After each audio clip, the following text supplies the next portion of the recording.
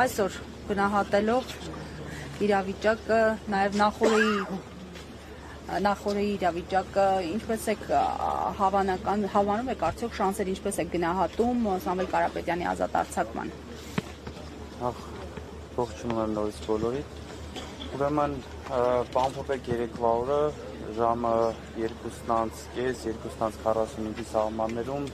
դատը հետաձգվեց մինչ այս պահը, դատական նիստը արդեն սկսվել է։ Ինչ վերաբերում է մեր գնահատականին, եթե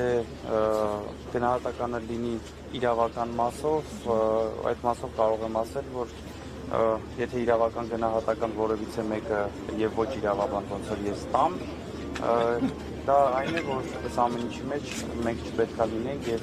Սամվել Կարապետյանը չպետք է երբ մեկ վարքյան լիներ ձերբակալված կամ կալանավորված։ Ամեն ինչից անկախ չեմ վախենա այդ բառից, բայց հույս ունենք, որ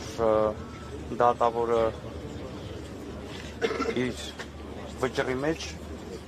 կլինի օրենքի սահմաններում եւ ոչ այլ միջնորդություններով, ոչ օրինական։ Փաշինյանը շարունակում է ճնշումների եւ գրոհների շարքը հայ առաքելական եկեղեցու դեմ, անտեսելով եւ սահմանադրությամբ ամրագրված կրոնական ազատությունը եւ ժողովրդի դարավոր հավատն ու արժեքները։ Ինչ կասեք հերթական գրոհի վերաբերյալ, երբ հոգեվորականներ են ձերբակալվել, թեմի արդյունքը անհետացել է։ Այսօր ինչպես բոլորս տեսանք, հերթական անգամ հարձակում է հայ առաքելական Սուրբ եկեղեցու վրա եւ երկրի վարչապետի աթոռը գրոհած պահած մարդը ինչ է անում, որևիցե մեկը կարա բացատրի ինչ է անում։ Եթե մեր սրբազան հայրերը կալանավորված են ու որևիցե տեղ, որևիցե մեկը մտածում է սա ինչ որ քաղաքական խոսույցների պատճառով է կամ քաղաքականության մեջ խառնվելու պատճառով է, բա սա ինչի պատճառով է, սա ինչի համար է, ուր ենք գնում սենց, ինչի ենք լռում կամ ովքեր որ լռում են, ինչ են լռում, բարեփոխումները այսպես չեն անում, էսի խայտառակություն է, այս ուղղակի, այս չեմ կարա ես հանրային բառ գտնեմ, որ ասեմ, այն էլ ձեր ներկայությամբ, սա ինչ է, ունենք եպիսկոպոս եւ 6 հոգեվորականներ, 8 արդեն 8, ինչ ասեմ ես, ինչ ասեմ ժողովուրդ ջան, ուր ենք գնում ենք թուրքացման, գնում ենք ինչ եկեղեցին են ուզում փակել, ինչ են ուզում արածելն այս մարդիկ, մարդ ասելուց են մարդ վատ ասում, որ մարդ ասում, այս չի կարա շարունակվի։ Եվ այս ամեն ինչի մեջ ներողություն, եւ ես հայտարարում եմ ու ժողովրդին դիմում եմ մեր հայ ազգին, ասում մեր միակ փրկությունը, մեր միակ քրիստոնյա մնալու փրկությունը Սամվել Կարապետյանի ազատումն է, Սամվել Կարապետյանի շուտապույտ ազատումն է, մեր մեջքին կանգնելա, որ մենք այս խայտառակությունից դուրս գանք ուղղակի։ Այսպես չի կարող շարունակվելու համատեքստում խոստացել եք հայտնել հավաքի մասին, տեղ, ժամ ավելի հստակեցնել, ունեք այս պահին ինֆորմացիա հստակ որոշում կա, քիչ ավելի ուշ էլի այս ֆորմատով խոսք եմ տալիս, կհայտարարեմ այդ մասին։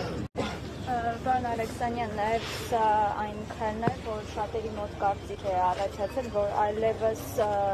մենք բռնապետական ժամանակաշրջանում ենք ապրում, դուք ինչ կարող եք ասել։ Մի քիչ շատ լուրջ բառ ընտրեցիք բռնապետական ասել, այս կարելի է իրավապան ընկերներին խնդրել, իրանք ավելի լավ միգուցե իրավական լավ բառ գտնեն, որ ասեն, այս բռնապետական չի, եսին ինչ է, խայտառակություն է, մարդ ոչ խոսելու իրավունք ունի, ոչ կարծիք հայտնելու իրավունք ունի, գնացել եք եկեղեցի ինչ անեք, դուք ով եք դառը եկեղեցու դուռը փակեք, ով է եկեղեցու դուռը փակում մարդու դեմ, ով կարա իմ եկեղեցու դուռը իմ դեմ փակի, ես չկարողանամ մտնեմ եկեղեցի, Աստծուն խնդրեմ, որ այս վատ ժամանակներից օգնի, որ դուրս գանք, զենքով գնալ եկեղեցի, մասկով գնալ եկեղեցի, դուք հիվանդ չեք, չի կարելի չէ, ես ես հավաստիացնում եմ, ներքին համոզմունք ունեմ, մեր ոստիկանները, այն մարդիկ ովքեր, որ երևի թե, բայց ներքին համոզմունք ունեմ, անկեղծ ասած, որ ճարահատյալ գնում են այդ քայլերին, Իմ կարծիքով